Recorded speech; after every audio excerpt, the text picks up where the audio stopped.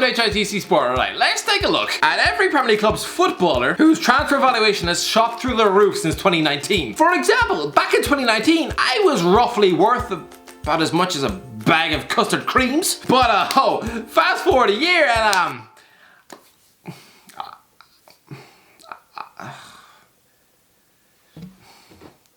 oh, this is awkward. Right, let's go. Arsenal, Bukayo, Saka, 35 million to 60 million. Well, it's obvious Arsenal like cashing in on their fringe players. If we don't need you for our first team, then you're about as much use as a treadmill in James Corden's flat. So I'm pretty sure had a club offered 35 million pounds for Bukayo Saka last year, then you're damn right they'd have had him sold, because they're not the most forward-thinking club now, are they? And also it would be the most they'd ever receive for a player ever in the history of their club. But now though, Saka has since signed a 5-year deal, broke into Mikel Arteta's first team, actually emerged as one of the club's most important players right now. And so yeah, nowadays they probably demand at least 60 million quid. Aston Villa, EMILIANO Martinez, 15 million to 50 million. Yeah, 2020 was the year EMILIANO Martinez finally got his breakout year in football. Only took him until 28 years of age. After growing rusty on the Arsenal bench for the last decade, loaned out to the likes of Oxford and Getafe. Oh, the poor guy was probably contemplating jacking in the gloves and opening up a seaside bed and breakfast back in his hometown of Argentina. Christ, it must have been so demoralizing for his parents, just knowing their son is half the globe away and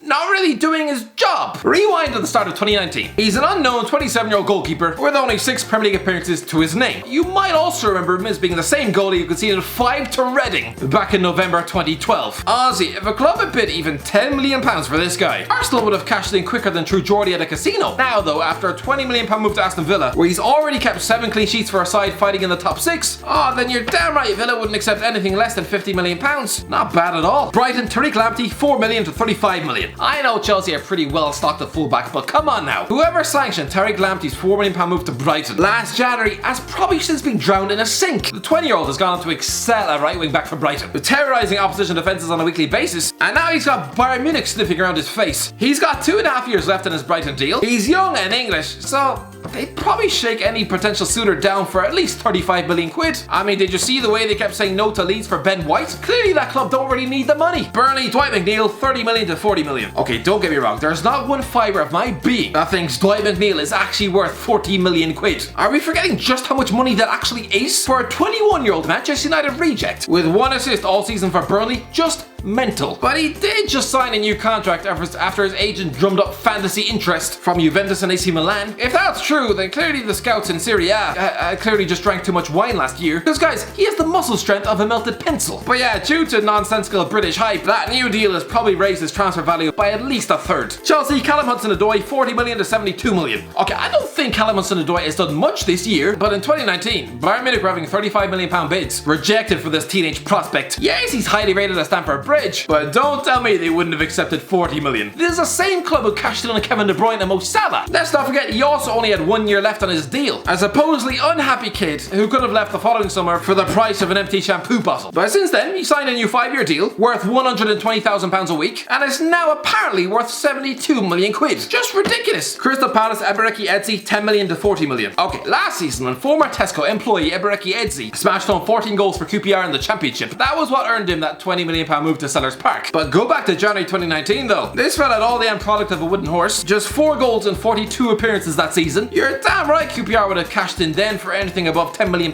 Now though, Eze is the 3rd most expensive player in the history of Crystal Palace, and at 22, he's arguably their best player after Wilfred Zaha, and is clearly a future England international. So no, they wouldn't let him go for anything less than 40 million. Everton, Dominic Calvert-Lewin, 20 million to 80 million. Go back to the start of 2019, and Dominic Calvert-Lewin was just untapped, frustrating potential at Goodison Park, scoring 6 goals a season under Marco Silva. You can't tell me that if a £20 million bid came in for a guy they'd paid just 1.5 million for in 2016, that the Toffees wouldn't have accepted it. But now though, after 15 goals last season and 14 already by January, as well as scoring 2 goals for England, oh yeah, and signing a new 5-year deal, oh lads, Everton would shake any potential club down for 18 million quid. They're like when they cashed in on Romelu Lukaku for a similar fee. Fulham, Bobby DECORDOVA-REID, 8 million to 15 million. Listen, Bobby DECORDOVA-REID hasn't been incredible for Fulham this season or anything, but his stock has probably never been higher than it is right now. Last year, he was no longer wanted at Cardiff and binned off to Fulham for just £8 million.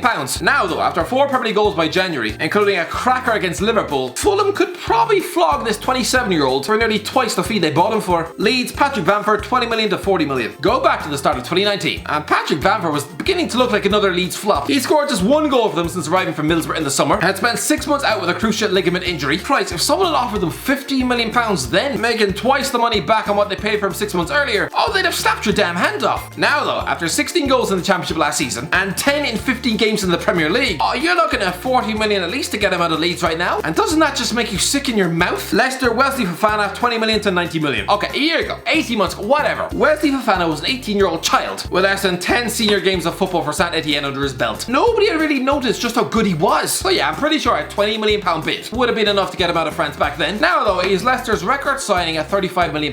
He's on a long-term 5-year deal. Oh yeah, and he's looked ridiculously good at Brendan Rodgers' back four. In 2019, the Foxes shook Man United down for £80 million when they wanted their best defender back then, and he was 6 years older than Fofana is now. Christ, you probably have to pay even more for the Frenchman. Just mental. Liverpool, Curtis Jones, 20 million to 50 million. Yeah, back in 2019, Curtis Jones was on the fringes of the first team. A highly rated academy product, but not really needed at the time. So a bit like how Ryan Brewster was sold for £20 million, Liverpool would have probably accepted the same for Jones. But not now though. Now that he's playing nearly every week in the first team, and at 19 has just signed a new 5-year deal, oh Christ, he'd probably be worth 50 million quid. At least, which is just mental. Man City, Ferran Torres, 20 million to 60 million. Yeah, this is what happens when you score a hat-trick against Germany. Ferran Torres is another former Valencia player ripping it up at the Etihad. But yeah, this guy who scored just 6 league goals in over 70 games for Valencia from the wing. Now he's got 7 in all competitions for Man City. He was sold for £20 million, but that was after he became Valencia's youngest ever Champions League goal scorer in November 2019. Before that, he was being linked with Leicester City. Now though, with 5 years left on his deal, City probably wouldn't let him go for anything less than £60 million.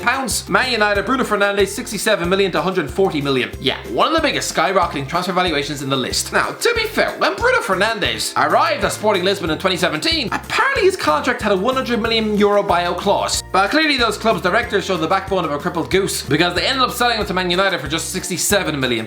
Now though, he's worth nearly double that. He's 26, contributed to about 50 Manchester United goals inside the last calendar year, and has a fat contract for another 5 years. If Liverpool cashed in on Philippe Coutinho for £120 million 2 years ago, and Fernandes, he cost even more. Newcastle, Alisson Maximin, 16.5 million to 50 million. If there's one redeeming factor about Mike Ashley, it's that he doesn't sell on the cheap. This is a guy who managed to squeeze a British record £35 million out of Liverpool for Andy Carroll. So Alisson Maximin, yes, a £60 million arrival from Nice in 2019, but now Newcastle wouldn't let him go for anything less than 50 million quid. Sheffield United, John Egan, 4 million to 20 million. Yeah, pretty simple here. John Egan was a club record £4 million arrival from Brentford in 2019. I know he's chained to the foot of the league and heading back to the Championship, but so is Ben Godfrey, and he still earned a £20 million move in the summer. Southampton, Jannik Vestergaard, 15 million to 40 million. Yeah, do you remember when Jannik Vestergaard contributed to that embarrassing 9-0 defeat at home to Leicester in the autumn of 2019? The guy lost his place, was written off as a defensive disaster, another embarrassing flop found from the Bundesliga, and without doubt, Southampton would probably have sold him if they got back the money they paid for him. Not now though. Now he's drastically improved, currently one of the best defenders in the league, and at 28 years of age, yeah, it'd probably cost about 40 million to get him out of Southampton right now. Tottenham, Sergio Reguilon, 15 million to 50 million. Okay, go back to the summer of 2019, and Sergio Reguilon was seen as a massive waste of space at Real Madrid. Clearly not fancied by Zidane. He was loaned out to Sevilla, where he did boost his transfer value a little after winning the Europa League. But if he was sold before that, it would just be for about 15 million quid, just to get this piece of left-back fudge off the payroll. Now though, he's inside a 5-year deal with Spurs, being one of the best left-backs in the Premier League this season. And so yeah, if Tottenham were to cash in now, he'd cost about as much as Ben Chilwell. West Brom, Sam Johnstone, 15 million to 35 million. Okay, forget the recent game where Sam Johnstone conceded 5 at home to Leeds. The 27-year-old's arguably been the best goalkeeper in the Premier League this season, making some world-class saves at the Etihad and Anfield, putting himself in the shop window like that, and doing it at Premier League level rather than the Championship. And with a real shortage of top-class goalies out and about right now, and the 27-year-old former Man United Academy product would probably cost about £35 million right now. West Ham, Declan Rice, 40 million to 60 million. Yeah, apparently Declan Rice is worth 60 million pounds now, with Chelsea sniffing around his head. A year or 18 months ago though, before he was a full England international, then yeah, West Ham would have probably accepted an offer of £40 million,